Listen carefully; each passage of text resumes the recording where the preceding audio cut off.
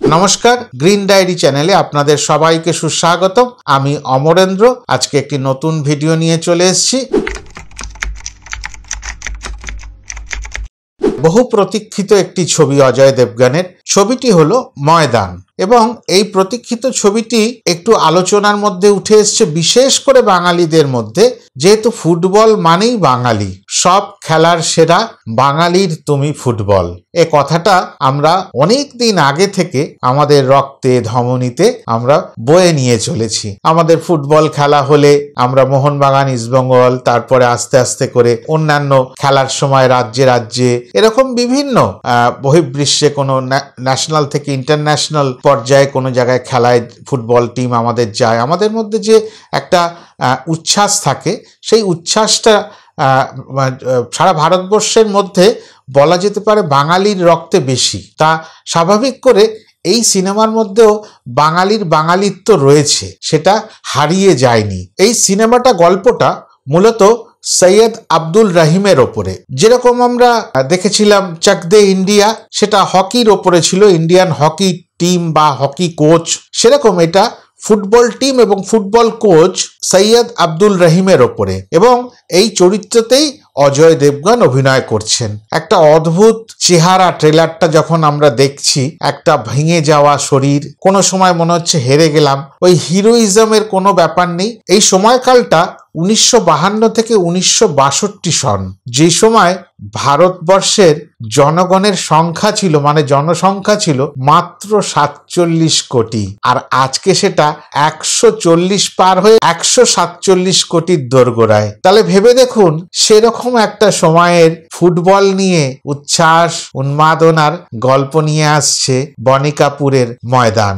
বহু কষ্ট করে অজয় দেবগন, মিস্টার রহিম একটা টিম তৈরি করতে চাইছেন, কিন্তু ফুটবল টিমে তাদের খেলোয়াড়োচিত মনোভাবের অভাবে বেরিয়ে পড়েছেন গ্রামে গঞ্জে, পাড়ায় বস্তিতে, একেবারে খুব নিম্নমানের জীবনযাত্রার পরিবারের থেকে যাদের আকাঙ্ক্ষা আছে, ফুটবলকে নিয়ে উন্মাদনা আছে, তাদের থেকে ফুটবলার তৈরি করে নিতে এবং সেই ফুটবলার দিয়ে ইন্ডিয়া টিম তৈরি করে ইন্ডিয়াকে রিপ্রেজেন্ট করানো। কিন্তু সমস্যাটা তো সেই 47 কোটি ভারতবাসীর ভারতবর্ষেও যেটা ছিল, আজও 140 কোটির ভারতবর্ষে রয়ে গেছে।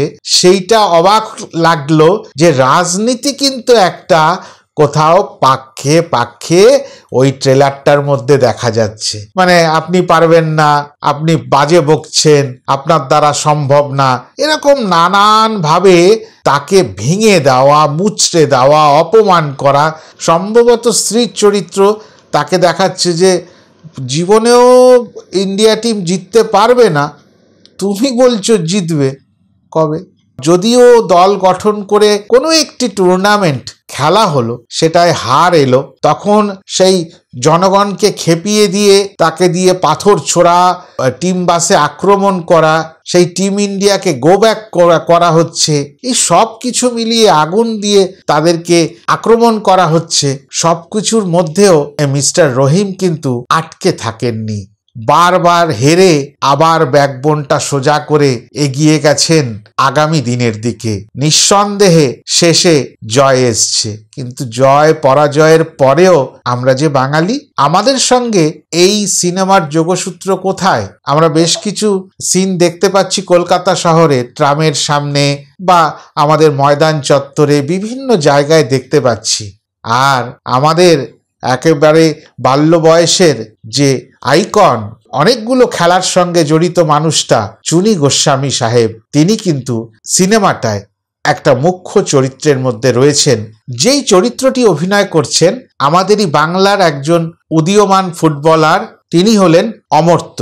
তার একটা ইন্টারভিউ দেখছিলাম, বড় বড় চুল ছিল, একগাল দাড়ি ছিল। তাকে পছন্দ করার পরে তাকে যখন আগেকার একেবারে ছেলেবেলার বা অল্প বয়সের চুনি গোস্বামীর লুকে তাকে চুল টুল কাটিয়ে, দাড়ি টাড়িয়ে কাটিয়ে নিয়ে যাওয়া হয়, তখন যখন নক করে অমর্ত্য ঢুকছেন সেটে, তখন বলছেন কে? তখন বলছে আমি। মুখ ঘুরিয়ে সবাই বলছে চুনি আ গায়া। আমার কাছে ছোট ছোট প্রাপ্তি, কিন্তু বড় আনন্দের। আর বড় প্রাপ্তি কি বাঙালির জন্য? রুদ্রনীল ঘোষ, তিনি রয়েছেন এই সিনেমায় পার্শ্ব চরিত্র হলেও একটি মুখ্য চরিত্রে। সেই খবরটা আসার পরে আরেকটু, কেননা বাংলা সিনেমার কথা যখন বলবো তখন বাংলা সিনেমার কোনো একজন কলাকুশলী, কোনো একজন অভিনেতা অভিনেত্রী উন্নতি চোখে পড়ে, তাহলে তার পাশে দাঁড়ানোর কর্তব্য আমাদেরই, যারা আমরা সিনেমাটা দেখতে ভালোবাসি, তাদেরকে নিয়ে ভাবতে ভালোবাসি, তাদেরকে নিয়ে স্বপ্ন দেখতে ভালোবাসি। যে চরিত্রই তিনি করুন, তিনি তো একজন সাবলীল অভিনেতা, খুব উন্নত পর্যায়ের অভিনেতা। তা আমি বলতেই পারি, আল হাবিবি, আমরা কি জানি কাল মুম্বাইতে আপনার হবে কি? আশা করি আপনার এই মুম্বাই জার্নি যেটা শুরু হলো, আপনার শুভ হোক।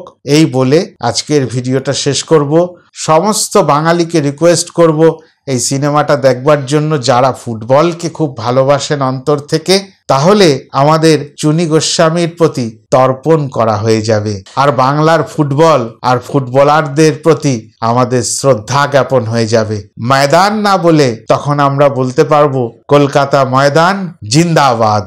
আজকে এইটুকুই। ভিডিওটা ভালো লাগলে লাইক কমেন্ট শেয়ার করে দেবেন, আর যদি খুব ভালো লাগে তাহলে যদি আমার চ্যানেলটা সাবস্ক্রাইব করা না থাকে দয়া করে সাবস্ক্রাইব করে নেবেন। আগামী দিনে চেষ্টা করব ভালো ভালো বিষয় নিয়ে ভিডিও করার। পাশে থাকবেন, বাংলা সিনেমার পাশে থাকবেন। যদিও হিন্দি সিনেমার কথা বললাম, আমি কিন্তু বাংলা সিনেমার প্রতিনিধি হিসেবেই এই সিনেমাটি দেখতে যাব। নমস্কার।